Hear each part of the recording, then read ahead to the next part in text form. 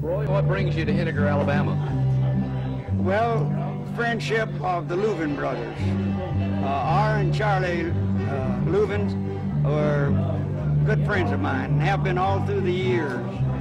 And when Charlie started to try to put this building up down here and to try to get it advertised, he asked me if I would come down and play for him. At that time, I said, Charlie, I'm not on the road. I've quit the road. I don't know that I could go. But as time rolled along, and he kept asking me every once in a while, Roy, you will come down and visit with me.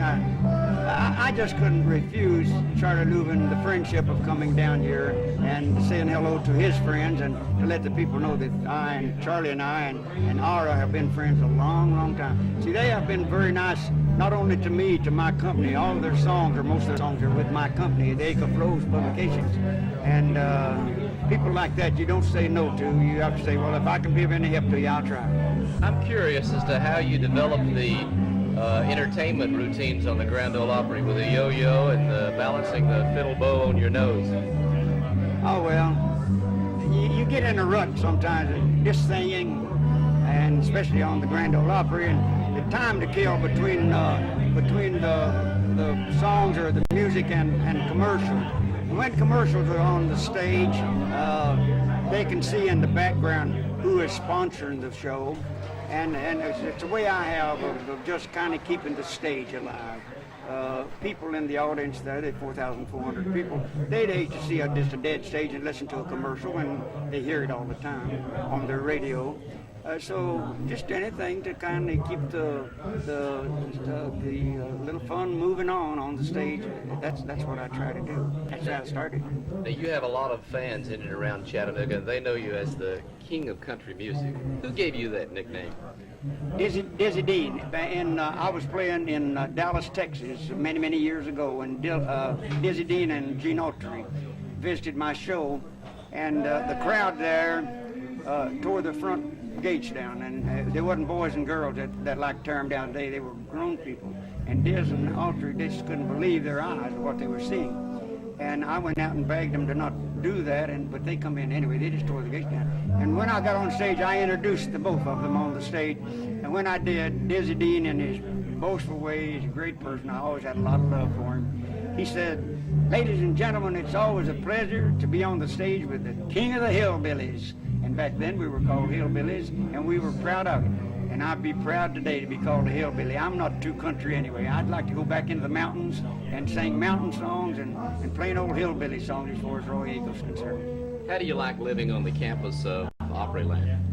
Well, I realize that I'm not in my own home, but I have good protection there. They're nice to me, and they've been wonderful to me in every respect. The company there that I've been with, that owns the Opry and all that, I just accepted their invitation and moved and sold my home and sold my house rather, and moved to Opryland, and I think I can adjust myself to the occasion and live happily. It'll be kind of quiet through the winter months, but through the summer months there's a lot of activities, and I don't try to get in all of them. I stay in the house, or I walk out the back door, I'm in where the workers are. When I walk out the front door, I'm where the people who come to visit Opryland, and I can go either door I want to and be happy.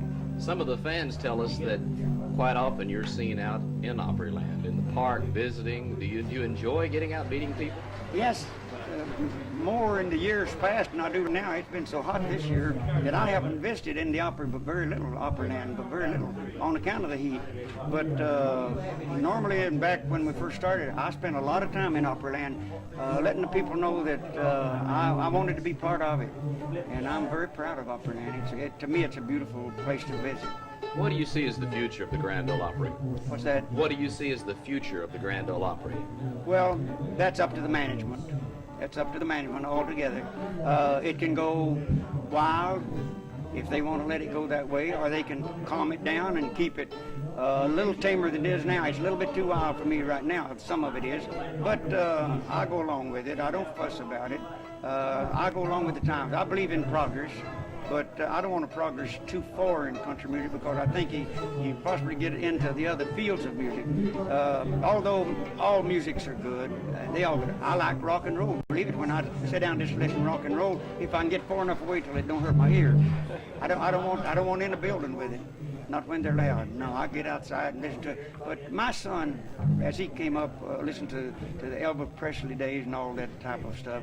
My wife would buy those records and bring them home. I got used to listening at home on recordings.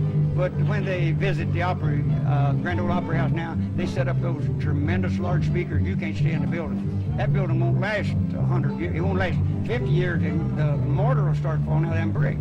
You don't realize how loud them people can really get. It's just damaging to the ear. But that's their business. That's their music. I do mine, and they can do theirs. There seems to be a little trend in the country today as far as country music is concerned, going back to the roots. Acts like Ricky Skaggs, that's more traditional than it is contemporary, isn't it? Yes, if Ricky will stay that way himself. It's a matter of can the recording company control Ricky Skaggs, or can Ricky Skaggs control the recording company? The recording company will get him loud if they can. But if Ricky wants to, he can stay as I've tried to stay. But if he wants to try to sell records, he'll possibly have to go loud. Do you think that there is still a demand for what we know as the traditional style of country music? Definitely there are. Yes, definitely. I get a lot of mail concerning it. And I'd like to see him turn the switch backwards quite a bit. But as I say, that's up to the management, not Roy Acuff. I'm just an entertainer. What do you see as your future? Are you going to continue to play the Opry, or what is the future of Roy Acuff? Well, as long as they want me and I feel like that I can perform, I want to stay with them.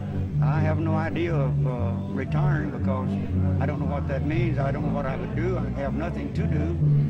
So if nothing but Fridays and Saturdays nights and then around the Opry, I don't see anything wrong in it, although there's one thing that I do feel that maybe if I would step out of the way, some younger person could step in and maybe really take hold and go and progress farther than I can. But then there are people that come 400, 500, 800 miles, and they'd like to see some of the older ones on the Grand Ole Opry that they've heard their grandparents and their parents talk about.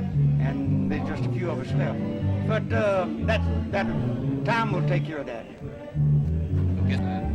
I remember when you played DuPont's 10th anniversary. Yeah. And got out there and made hamburger back in latter part of the 50s, early 60s. My dad was with them. They had their 10th anniversary.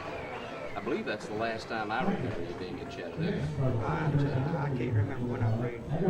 WDOD. Are you WDOD? I was with WDOD. I remember when Grandpappy was down there, Grandpappy Campbell. You're going back before my time. Way before your time. You remember John Totten, Slim Totten? No, is he any relation of? He's in the furniture business now. No. Yeah. No, was Georgie Goebel over there? No, George wasn't there. George was at WLS in Chicago. There was a Cotton. What was that comedian name? He could get off color when he wanted to. Cotton. I don't know who his name is. I know.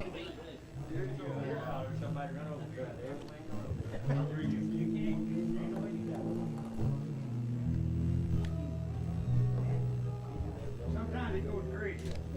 It's like according to what your brain's thinking about what yo-yo thinks.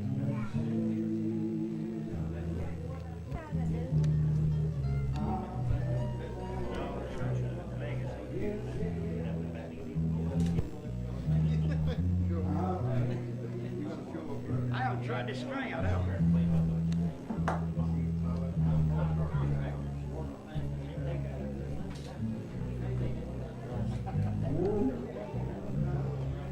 That's pretty close quarters. Ow! I got knots in that string, son.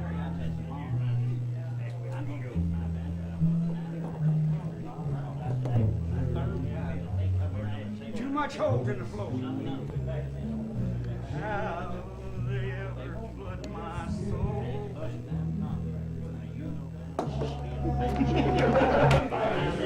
Are you, sir? I want to get on geek all week. Get on for 2 you want to? When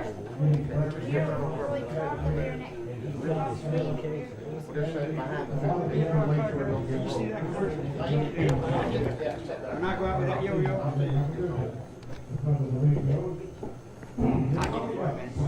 I gotta get adjusted to that ride up there.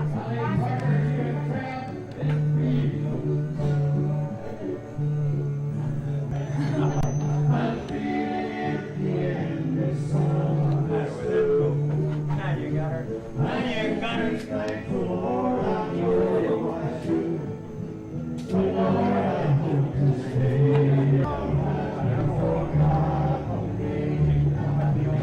Where'd you go, Clark?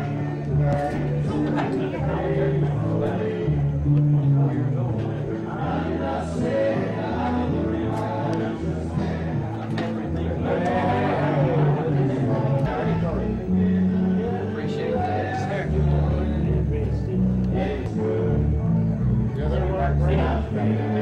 Yeah.